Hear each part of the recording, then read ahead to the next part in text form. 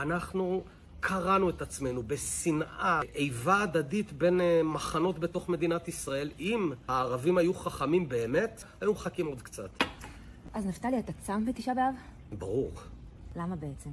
קודם כל אני שומר מצוות, או לפחות משתדל כמה שיותר. אני צם מאז ומתמיד. כשהייתי ילד וכל הצומות האלה, 10 בטבת, י"ז בתמוז, תשעה באב, לא הבנתי למה צריך כל כך הרבה צומות, עוד על משהו שכבר פתרנו. כבר הקמנו מחדש את הבית השלישי, זה הבית השלישי, מדינת ישראל. ואיך זה רלוונטי להיום? אז הם קראו אחד את השני מבפנים. הרגו אחד את השני מבפנים. אני הדפסתי איזה קטע של היסטוריון יוסף בן מתתיהו מלפני 2000 שנה. עומד אספסיאנוס עם הגנרלים שלו, הוא מפקד הצבא הרומי, רגע לפני כיבוש העיר העתיקה, ואז הוא אומר, אם ניתן להם ארכה, ימעט אחר כך מספר שונאינו, זאת אומרת, יהיה פחות לוחמים יהודים, כי תאכל אותם אש המריבה. ובעוד אויבים שלנו הולכים וקלים איש בידי רעהו, קמה עליהם כללה נוראה, מלחמת אחים. טוב לנו להתבונן אליהם מרחוק ולשבת במנוחה, מאשר להתערב בריב שלהם, של אנשים שהולכים למות, כי הם נלחמים ביניהם ברוח שיגעון. היה אפשר לומר את זה גם לפני 7 באוקטובר. אנחנו קראנו את עצמנו בשנאה, איבה הדדית בין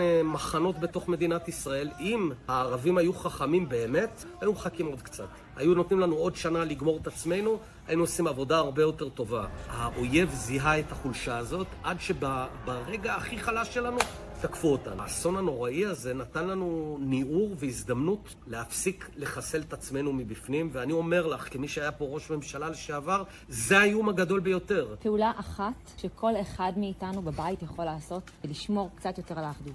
להפסיק לשנוא, להסתכל על הבן אדם עם הדעה האחרת כאל בן משפחה, ובמיוחד ברשתות. רגע לפני שאתה עושה שתף, לייק, או כותב איזה דבר נוראי, כרגע, קח נשימה, תבין שבצד השני יש בן אדם. להרגיע, הכל יהיה בסדר, אבל הכל תלוי בזה שלא נקרא את עצמנו, שנחיה פה ביחד, בתוך מחלוקות אבל ביחד.